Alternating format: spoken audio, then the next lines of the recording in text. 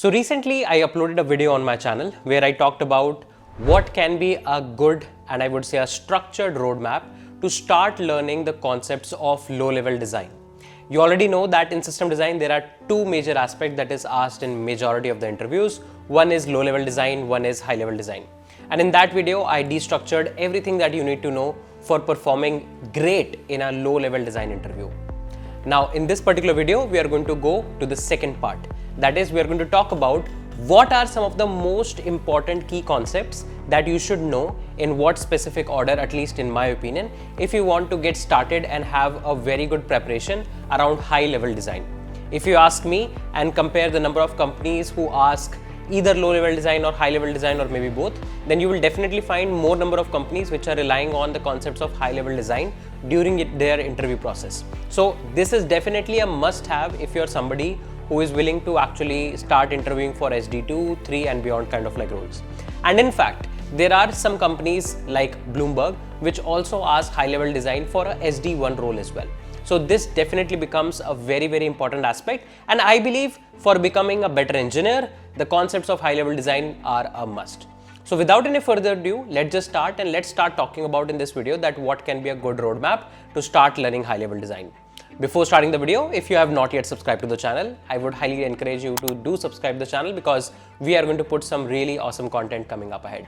So let's just start. Also, if you are somebody who is actually willing to prepare for software engineering interviews and want a more structured curriculum around high-level design, low-level design, other aspects of interview preparation around system design, or you are more interested in around learning backend development concepts with Node.js, Spring Boot and whatnot, then do check out the website of algocamp.io. Here we have tons and tons of live courses where we talk about some really interesting concepts around software engineering. So do check out the website and start preparing for your software engineering career because all of the concepts that we are going to talk about are one of the most important ones to become a better engineer and also to actually crack all the software engineering interviews. So let's come back to the video. Okay, so now let's start talking about the high level design aspects of system design. So I believe one of the most important problems that a lot of people actually face is that when they start learning things about high level design or start, let's say, preparing about high level design, most of the people just start jumping into the questions, right? And they try to get a very, I would say, high level overview of the concepts through the questions. I believe if you have already done that exercise, then also you can do something different this time. But if you are like absolutely end to end starting for the very first time learning about high level design, I would say focus more on the fundamental concepts first, right? Go through a lot of these fundamental concepts and then start looking at the questions. Trust me, your observations, your deep dives are going to be extremely, extremely different. Okay, so let me help you about what are some of the most important topics that you should learn with high level design. I'll also try to talk about some of the important questions, but I believe questions are something that you can very easily find the list of questions anywhere. But these topics are going to be something that are very important. And again, mentioning specifically that all of these topics that I'm talking about are going to be covered end to end in the system design cohort. So do check that out, right? So we have already talked about low level design. If you have not watched that video, do go and watch that. But let's start talking about the high level aspects. So I believe whenever you are trying to learn high level design, you should technically start with estimations and calculations. You should try to understand that when you are building a system, what is the kind of throughput and latency requirements you are going to actually serve, what's the QPS you have to serve. You have to understand what type of or how many number of users you have to serve, what amount of storage you have to technically store the data for, because these things are going to determine a lot of things. For example, if you do not have a lot of storage to do, there is no point of like banging your head into the concepts of partitioning and sharding altogether, right? If you are not going to support a lot of QPS, even a very simple systems with some very straightforward technologies can also work fine. Like for example, in my Uber system design interview, the scale of the system was very, very small, right? So of course the interviewer was not expecting me to talk about very fancy technologies that can handle like billions of scale, but they were expecting me to have a more polished design to be delivered end to end, right? So these calculations are going to be something that are going to be extremely important for you. And I would say apart from these calculations, just remember a few numbers, right? Like for example, the number of seconds in a day, right? Some simple divisions here and there that are going to be really very helpful to make the calculations a bit faster, because generally the rounds are of 1 hour. So you don't want to waste like 30 minutes in doing simple maths. Okay. After estimations and calculations, I believe the most important topic that everyone should start focusing on is databases. Trust me on this. Most of the design bottlenecks you will find eventually come to the aspect when you are storing the data, how you are storing the data, where you are storing the data. So understand what are the different types of databases available. Understand what are RDBMS, what are NoSQLs, how they are actually different from each other. When should you use which one, right? When to use what. Some more modern databases like something like Google Spanner, or let's say something like Azure's Cosmos, right? These are some extra databases also that you can explore. For example, Spanner is a new SQL, right? Try to read about what is a new SQL, right? How exactly this fits into this complete architecture and so on. So there are more database technologies, but I believe once you start learning things about databases, these database technologies you can explore. For example, you can explore Bigtable, how exactly Google Bigtable works and so on. And maybe their counterpart on the AWS side or Azure, that can also work fine. But then comes a very, very important topic around data replication. Why do you need data replication? How data replication is useful? First of all, understand that. Once you know how exactly data replication is going to work, then try to understand that, okay, how exactly data replication architectures look like, right? What is a master slave architecture? What is a multi-master architecture? There's something called as a masterless or a leaderless architecture as well, right? There is something called as a leaderless architecture as well. Try to understand all of these concepts, and while learning these concepts you will come to a term called as quorums. Understand what are quorums, why do you need them, right? How exactly they are going to be helpful. And there will be, and when I say the topics master slave multi-master, these topics are not very small topics. You have to understand a lot of caveats around that. Like in master slave architecture, what kind of requests master is going to serve, what kind of request slave is going to serve, and so on. And later I will be talking about a dedicated set of topics around distributed systems. All of these basic concepts that you're going to learn are going to come back during distributed systems again, and at that point of time you can start learning a few advanced concepts around them. So if you are starting, I would say understand the basics of it, and then later when you will be learning distributed systems, start exploring this in more deeper aspects. If you are going for, let's say, SD3 or beyond kind of like interviews, they are going to be extremely helpful. Then understand what is ACID. Now, a lot of people think that ACID is just a theoretical concept, but that's not the case. Understand how exactly databases achieve ACID, right? What are the things that databases do on their end to actually achieve ACID, right? Understand around the I aspect, that means the isolation aspect. What are the different isolation levels? Like take any particular simple database, something like, let's say, MySQL, and understand what are the isolation levels given by MySQL, right? What each isolation level actually helps you to do. And not just that, understand that, okay, how exactly MySQL achieves atomicity, how exactly MySQL achieves consistency, and so on. So these concepts, how a database actually achieves, what will happen in case the database is not providing you these things, what can go wrong in your application, try to understand that. And with these concepts only, you will be able to start to learn how you can start scaling the databases, right? There will be concepts around partitioning and sharding, that how you would like to partition your data, right? How would you like to shard your data? Understand the difference between sharding and partitioning, right? They are somehow related, somehow different. Try to understand that. And as I mentioned already, like what to use when, that means picking the right database, try to understand that. Then you can understand some databases like Spanner, Cosmos, or DynamoDB, anything you can pick. One interesting case study that you should always try to learn is going to be Cassandra. Try to understand what is Cassandra, how exactly Cassandra does a couple of things here and there, so on and so forth.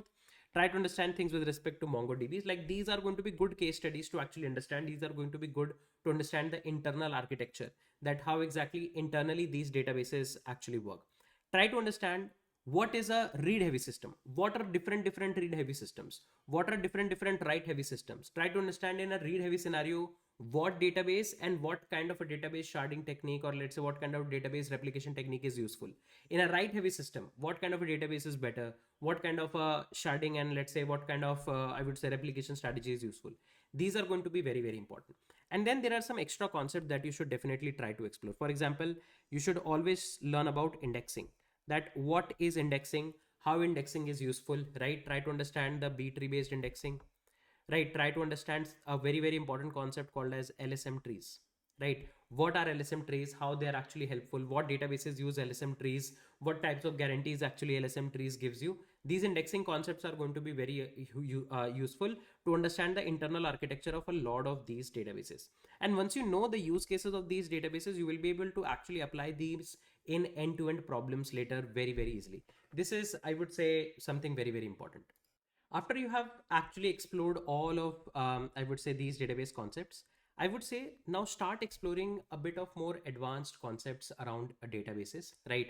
Try to actually understand now the deeper aspects of these replication strategies that I started talking about, right?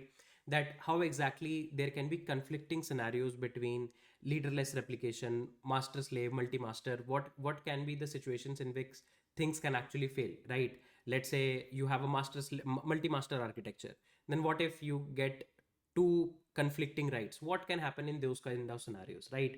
There is a very, very important concept that you will eventually explore, right? That you can read about as well, called as CRDT, right? Try to read about what is CRDT, conflict, I would say conflict free. It's a kind of like a conflict free kind of like a data structure. It is very useful in applications like, I would say, Google Docs, right? So read about it, read about what is CRDT. There are different types of CRDT, right? So there are different techniques with which you can implement CRDT. So it's the end-to-end topic in itself. Try to read about it, try to understand what are the applications of CRDT, and then it will be extremely useful for you. Once you have started all of this, I would say start also learning about networking concepts. Try to understand what is, I would say, the networking complete stack. What is different important protocols. Try to understand about HTTP, HTTPS protocol, few more application layer protocols, right? Understand transport layer, that on the transport layer, how exactly TCP and UDP works. Try to understand the working of DNS. DNS is an important concept, and I believe internal working of DNS, the basic architecture of DNS, is something that everybody should know. Right? Understand things about load balancers. There are two types of load balancers, L4 and L7 load balancers. Try to see that, okay, what is L7 load balancer, what is L4 load balancer, and maybe try to maybe practically implement, like just go to your AWS account, try to set up a load balancer and see whether you are able to set it up properly or not. This is going to be extremely useful as well. Okay, then try to understand the communication mechanisms, understand what is REST standards, what is RPCs, right? In RPC, maybe try to see and explore gRPC, right? Try to see what is GraphQL, how exactly GraphQL is useful, what can be situations in which GraphQL is useful. And then a very important and a very frequently asked concept, WebSockets, long polling, short polling. What are these? When do you use it? And there is one more topic that will come directly hand in hand with this, which is called as server sent events, right? Try to understand what is the situation in which you would like to use one over the other, where exactly one is going to be useful, and so on. Then start understanding the concept of caching, right? Try to understand about different type of caches, like write back cache, right? Write through cache. There are different type of caching strategies that you can apply. Then I would say try to read about a couple of caching technologies, like try to read about Redis, how exactly the internal architecture of Redis actually works. And along with Redis, there is one more very interesting technology that I believe everybody should explore, which is called as ZippyDB, right? Explore ZippyDB. It's a technology that was released by Facebook, right? Understand how exactly the key value store in ZippyDB works. There is a very interesting article given by Meta Engineering blog. Read about that. That is going to give you great value in terms of understanding ZippyDB, right? So these caching technologies are going to be extremely useful. Try to understand that where exactly you can use caching, what are the different places in which you can do cache, right? Like it's not like you need to have a separate cache server only that's going to give you cache. Even storing something in the disk of your application server can also act as some level of caching, right? So that's like disk cache. So see what are the different levels of caching. Like you can have an in-memory cache, you can have a separate I would say global caching layer available, you can have caches available through CDNs, and so on. So different ways of doing caching can be there. So this is a dedicated topic that you should try to explore into it. Then comes the concepts around asynchronous communication. Try to understand what is message brokers, what is RabbitMQ, right? A very important technology. Then comes Kafka, again, very useful, very important in most of your system design interviews. There is a concept called as dead letter queue, DLQ. Understand what is dead letter queue, why do you need it, right? Understand how exactly Redis infrastructure also gives you a queue. There is something called as Redis real-time pub/sub, right? Understand what is the use case of Redis real-time pub/sub. And there is sometimes a problem that can be coming to you, that how can you design a distributed message queue kind of like a thing. This is an end-to-end problem also in a lot of infrastructure-based system design interviews. This can actually come up. So try to read about it, try to see if you can explore things around that. Then a few important big data technologies I believe you should try to learn, which is going to be around stream processing, data lakes, data warehouses, right? Kafka we have already talked about. Understand what is MapReduce, understand what is Hadoop, right? There is one more technology like Apache Flink. Sometimes you will hear about Apache Flink. Try to understand that these are going to be some very, very useful technologies that are very, very frequently asked as well. Okay. And try to understand things with respect to CDN. As I already mentioned with respect to caching, try to read the topic of CDN, explore things around observability and monitoring, like try to understand like what is observability, what is monitoring, what are some of the key technologies that you can use in order to understand and set up monitoring and observability aspect. Once you will start exploring this, you will also come up to an important topic called as a time series DB, right? See what are different time series DB available. Like during my system design preparation, I explored things around time scale, which is kind of like a Postgres version of a time series database. So maybe try to explore things around that. That is going to be extremely useful. And this is going to actually bring you to some important, I would say, AWS technologies, or let's say any cloud technologies, right? That is going to actually help you to, let's say, set up a data lake or a data warehouse, right? So for example, if you are exploring things with AWS, try to have some basic AWS technologies explored.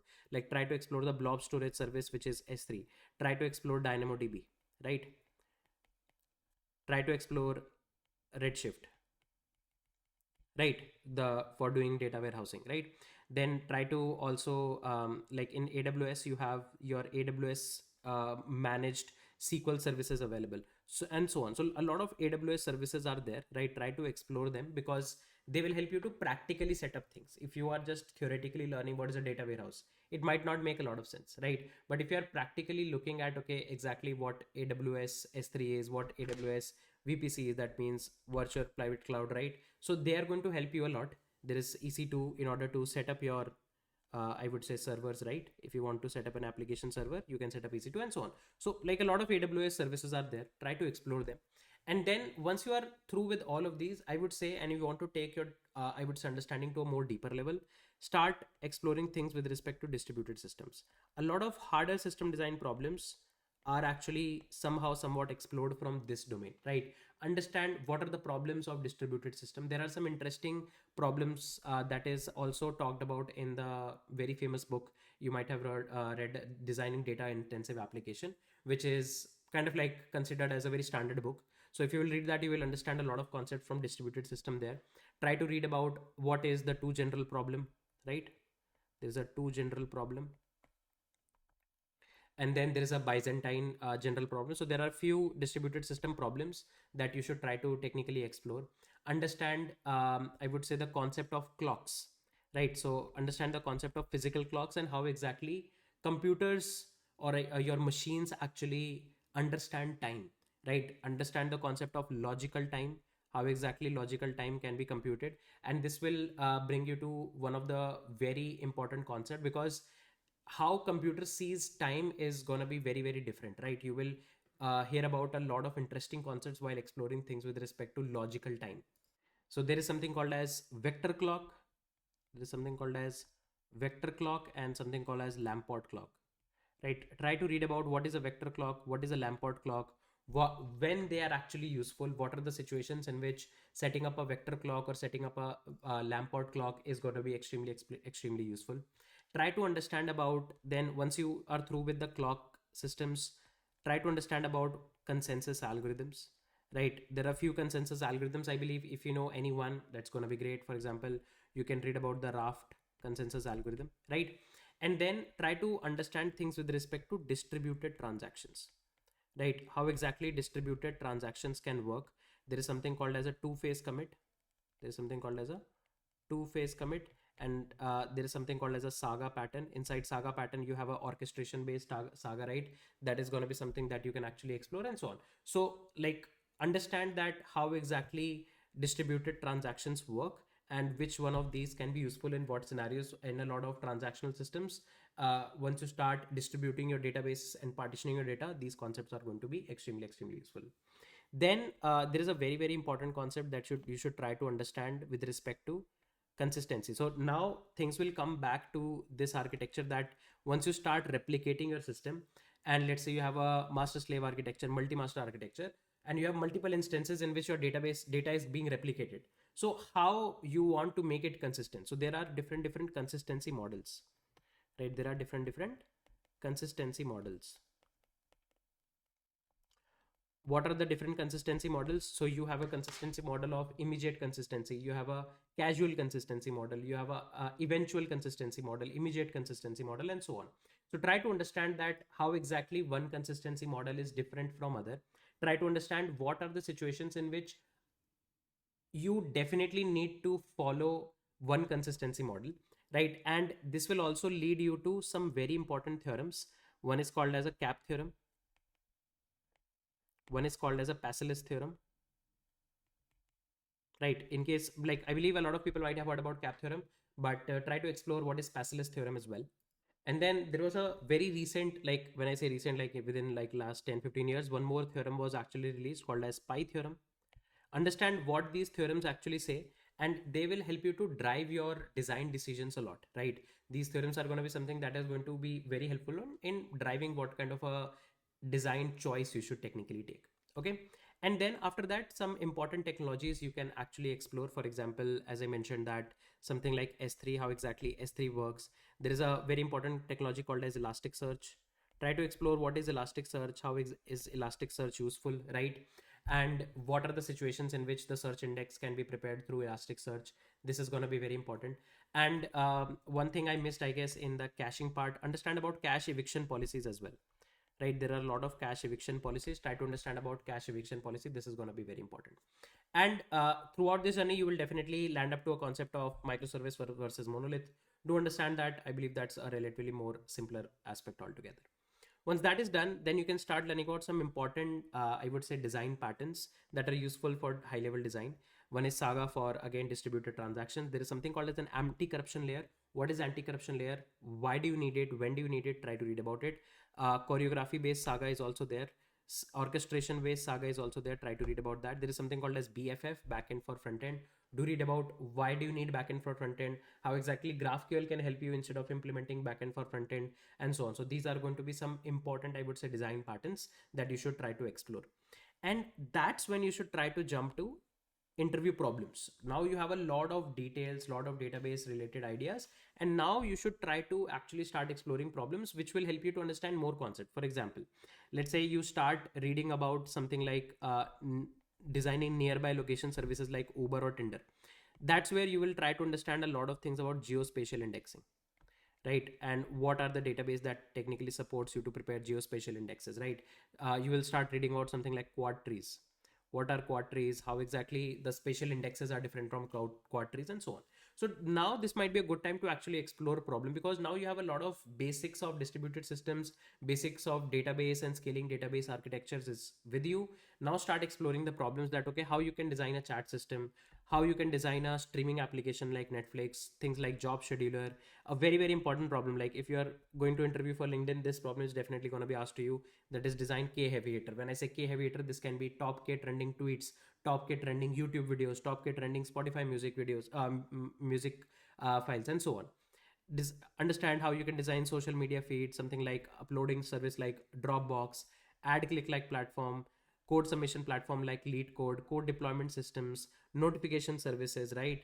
Google Meet, and so on. There are so many different problems. You can start learning about camel. You can start learning about, let's say, Facebook comments systems, and so on. So there are different, I would say, HLD problems.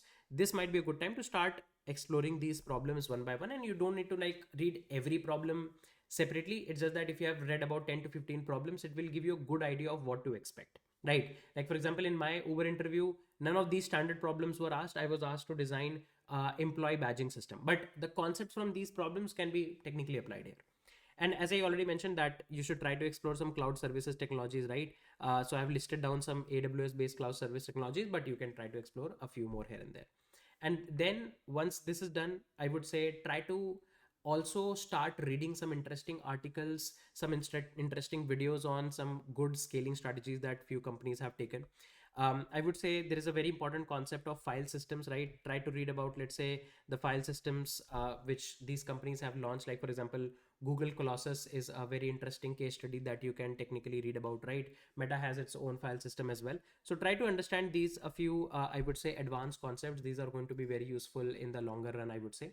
But overall, any case study can be useful. For example, I mentioned about ZippyDB's case study. Try to read about this. Try to read about Hotstar's case study around scaling for live streaming and so on. So if you will start learning about these concepts, and again, this is kind of like going to give you a roadmap to head towards designing data intensive applications, I would say. A lot of learning can also come up with your day-to-day work to try. So try to get some opportunities to design some scalable system, write some design docs. It's a separate skill in itself to write some good design docs, have different strategies, consider scaling aspects in your mind. And that's where your journey with high level design interview preparation is going to be very useful. So I believe that all of this discussion that we have done is useful. Try to pause yourself anywhere, anytime in the video, and try to read about these concepts. I believe this is going to be extremely useful for you for your preparation for high level design interviews. These are mostly the topics that I used to prepare for my design interviews as well. So I believe this is going to be good. And again, mentioning all of these topics we are going to technically talk about in the System Design 2.0 cohort. So do check that out. Any questions you have, do drop them in the comment section below. I would be really happy to answer all of them. That being said, let's wrap this particular video here. We're going to meet soon in the next set of videos. Till then, take care. Bye bye. I'm Sanket Singh, signing off.